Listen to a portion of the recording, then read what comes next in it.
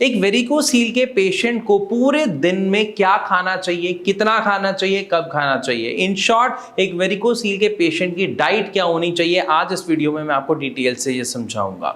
सबसे पहले अगर हम बात करते हैं एक वेरिकोसील के पेशेंट को ब्रेकफास्ट में क्या खाना चाहिए, तो उसमें नाम आता है उबले हुए अंडे का, या फिर आप ऑमलेट खा सकते हैं, उपमा खा सकते हैं, या फिर 1 या 2 चपाती खा सकते हैं।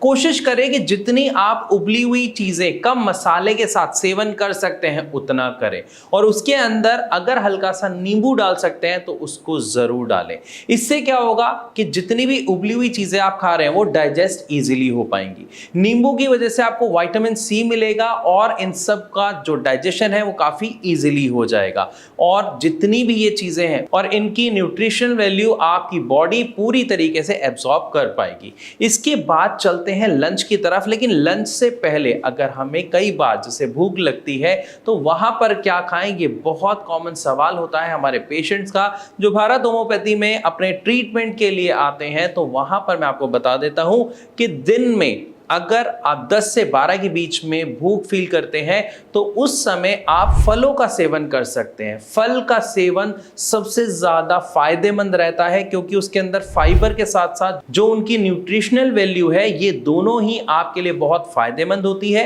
वो जो आपकी हल्की सी भूख होती है उसको शांत कर देती है, साथ ही साथ 100% बेनिफिट आपको प्रोवाइड करती है।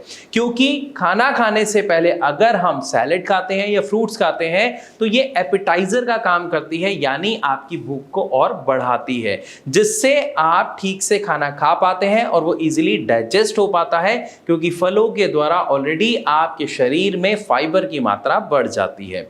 इसके बाद अगर हम बात करते हैं लंच की, तो लंच में आप दाल खा सकते हैं, सब्जी खा सकते हैं, चपाती खा सकते हैं, लेकिन चावल का सेवन बिल्कुल ना करें, खास तौर पर स्टार्च वाले चावल, क्योंकि जितने भी चावल हैं उनसे मांड होती है, स्टार्च होती है, हम जानते हैं। और अगर हम बात करते हैं बिना स्टार्च वाले चावल तो वहां पर नाम आता है ब्राउन राइस का। तो या तो आप ब्राउन राइस का सेवन करें, वो भी कम मात्रा में, या फिर आप राइस को पूरी तरीके से अवॉइड करें अगर कर सकते हैं, और बाकी सभी चीजों का सेवन आप कर सकते हैं। बट एक चीज का खास तौर पर ख्याल रखिए कि जो भी खाना आप खा रहे हैं उसमें ऑयल की मात्रा कम होनी चाहिए, उसमें जो मसाले हैं वो बिल्कुल नॉर्मल या कोशिश करें नॉर्मल से कम होने चाहिए, क्योंकि बढ़ी हुई जो मिर्च है वो आपके वेरिकोसील के ग्रेड को बढ़ा सकती है। तो कोशिश करें कि आप मिर्च या मसाले कम से कम खाएं और तेल भी उसमें कम प्रयोग करें। इसके बाद चलते हैं हम डिनर की तरफ, लेकिन लंच और डिनर के बीच में काफी ज्यादा गैप आ जाता है।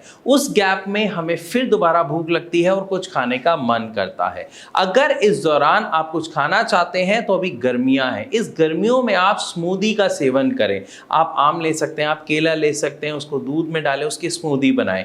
ये हैवी भी होगा, साथ में आपके डाइजेशन में हेल्प भी करेगा और आपके पेट को ठंडा भी रखेगा, और साथ ही साथ जो भूख वाली समस्या है उसको भी काफी अच्छे से ये कंट्रोल कर लेगा। इसके बाद जैसे ही हम आते हैं डिनर की तरफ, तो ध्यान रखिए डिनर में आपको कुछ भी भारी नहीं खाना है, आपको अवॉइड करना है। जैसे पनीर की सब्जी, छोले, राजमा, इनका सेवन आपको रात को बिल्कुल नहीं करना है। कोशिश करें आप दाल का सेवन करें, आप खिचड़ी का सेवन करें, या आप दलिए का सेवन करें। और दलिए में भी खास तौर पर अगर आप मोटे अनाज वाला दलिया लेते हैं, यानी मल्टीग्रेन वाला जो दलिया आजकल मार्केट में अवेलेबल है, आप उसे लाइए, उसका सेवन कीजिए। वो खाने में स्वादिष्ट होता है, साथ ही साथ फाइबर बहुत अच्छे होते हैं, और इसके साथ साथ उसके अंदर जो न्यूट्रिएंट्स होते हैं वो काफी अच्छी मात्रा में होते हैं। तो ओवरऑल जो आपकी डाइट होगी वो हेल्दी होगी, फुल ऑफ फाइबर होगी, जिसकी वजह से आपको जो इनडाइजेशन की प्रॉब्लम कभी रही या है वो खत्म हो जाएगी, और आपका जो वेरिकोसील का ट्रीटमेंट अगर आप चला रहे हैं और वो ट्रीटमेंट बिल्कुल सही है तो उसमें आपको आराम मिल जाएगा। ध्यान से एक बात और समझिएगा कि वेरिकोसील की समस्या को जड़ से खत्म किया जा सकता है बिना किसी सर्जरी के। कैसे, इसके लिए मैंने बहुत सारी वीडियोस बना रखी हैं। और डिटेल चाहिए, अभी लाइव चाहिए, अभी सुनना चाहते हो तो नीचे दिए गए नंबर पर कॉल करिए, कीजिए भारत होम्योपैथी के डॉक्टर्स को, उनसे पूछिए कि किस तरीके से पॉसिबल है। और अगर रिजल्ट देखना चाहते हैं, ट्रस्ट इशू है, डाउट है, तो आप मेरे चैनल पर विजिट कीजिए। मैंने आफ्टर बिफोर की बहुत सारी हमारे पेशेंट्स की रिपोर्ट शेयर कर रखी हैं, जहां पर आप देख सकते हैं कि वो अपनी वेरिकोसील की प्रॉब्लम के साथ हमारे यानी भारत होम्योपैथी में अपने ट्रीटमेंट के लिए आए थे, जहां पर डॉक्टर्स ने उनकी पूरी हिस्ट्री समझी, उनकी बॉडी के अकॉर्डिंग उनकी समस्या को जाना और उस समस्या के अकॉर्डिंग उनकी मेडिसिन को कस्टमाइज किया गया, जिसकी वजह से उनको बहुत ही शानदार रिजल्ट 2, 3, 4, 5 महीनों में देखने को मिले।